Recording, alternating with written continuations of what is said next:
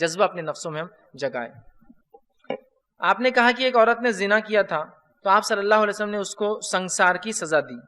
اگر آج کوئی عورت زنا کرے اور سچے دل سے توبہ کرنا چاہے تو اس کی سزا کیا ہوں گی؟ دیکھیے، سب سے پہلی چیز تو یہ کہ زنا کی جو سزا ہے وہ تو تبھی دی جائیں گی جب اسلامی حکومت ہوں گی۔ اب چونکہ اسلامی حکومت نہیں ہے تو وہ سزا کا کفارہ جو ہے، مطلب سزا لے لینا ہے، کفارہ ایک قسم کا گناہ کا، اب وہ سزا کے طور پہ کفارہ تو کنڈیشن وہ تو اب ختم ہوگی۔ اب جو چیز باقی ہے وہ یہ ہے سچی توبہ۔ چونکہ زنا کی بدلے سزا اگر شرعی حکومت ہوتی، وہ جا کر اپنے آپ کو بتاتا، وہ کیس ثابت ہوتا تو دی جاتی، لیکن اب وہ شرط تو ہے ہی نہیں، اس لیے کہ اب یہاں کوئی اسلامی حکومت نہیں رہا معاملہ۔ اب سچی توبہ کا معاملہ تو دروازہ ہمیشہ کے لیے کھلا ہے، تو اس معاملے میں عورت سچی توبہ کرے، اس معاملے میں مرد سچی توبہ کرے۔ لیکن آج زنا کا ایسا معاملہ ہو چکا ہے، اللہ رحم کرے، ایسی ایسی باتیں مجھ تک آتی ہیں، ایسے ایسے سوالات آتے ہیں کہ تعجب ہوتا ہے، کیا زنا کو ہم نے مذاق سمجھ لیا اور گناہوں کو ہم گناہ بھی نہیں سمجھ رہے؟ عجیب بات ہے، اور گناہوں کا علم بھی نہیں کہ گناہ ہے۔ یہ سب سے خطرناک چیز ہے۔ گناہ کرنا تو ایک چیز ہے، لیکن یہ پتہ ہی نہ ہو کہ یہ گناہ ہے، یہ کتنی خطرناک بات ہے، کتنی خطرناک بات ہے۔ ایک صاحب ایک مرتبہ جو سوال کرنے لگے کہ میں نے جو ہے روزے کی حالت میں زنا کیا تو اس کا کفارہ کیا ہے؟ کیا پوچھا سوال؟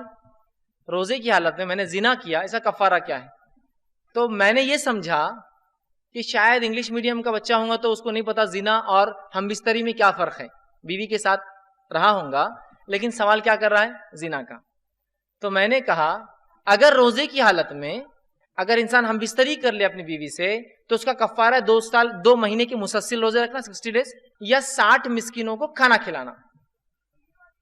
2 مہینے کے روزے رکھنا، 60 مسکینوں کو کھانا کھلانا۔ میں نے جواب دیا اس کو، اس نے کہا نہیں، یہ کفارہ تو ہم بستری کا مجھے معلوم ہے، زنا کا کفارہ کیا ہے؟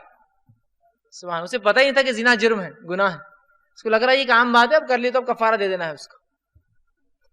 کیسا خطرناک معاملہ ہوگا جب ہم کو گناہ معلوم ہی نہیں گناہ ہے، اور حالات اتنے بد سے بدتر ہوتے چلے جا رہے ہیں کہ اللہ رب العزت رحم کرے۔ بہت سارے ایسے مسلم علاقے ہیں جہاں ورجینٹی ٹیسٹ ہوتا ہے تو لوگ پھر رشتہ بھیجتے ہیں اور رشتہ قبول کرتے ہیں۔ حالات اس حد تک پہنچ چکے، یاد رکھیے کہ گناہ کو اور معصیت کو ہم گناہ بھی نہیں سمجھ رہے ہیں، کتنی بری بات ہے۔ لیکن بہرحال گناہ کسی بھی قسم کا ہو، اگر انسان سچی توبہ کرے اپنے رب سے، سچی توبہ، کیونکہ اب سزا والا کفارہ تو نہیں ہے باقی۔ کچھ سزائیں، کچھ گناہ ایسے جن کا کفارہ دے سکتا ہے انسان دنیا میں سزا کے طور پر، چوری کی ہاتھ کٹ گیا کفارہ ہو گیا، اور دل میں توبہ کر لی تو پھر وہ بھی ختم ہو گیا۔ دل میں نادم نہیں ہے تو پھر تو اس کو خطرناک سزا، اس لیے کہ ہاتھ کٹے بعد بھی اس نے جو نادم نہیں ہوا۔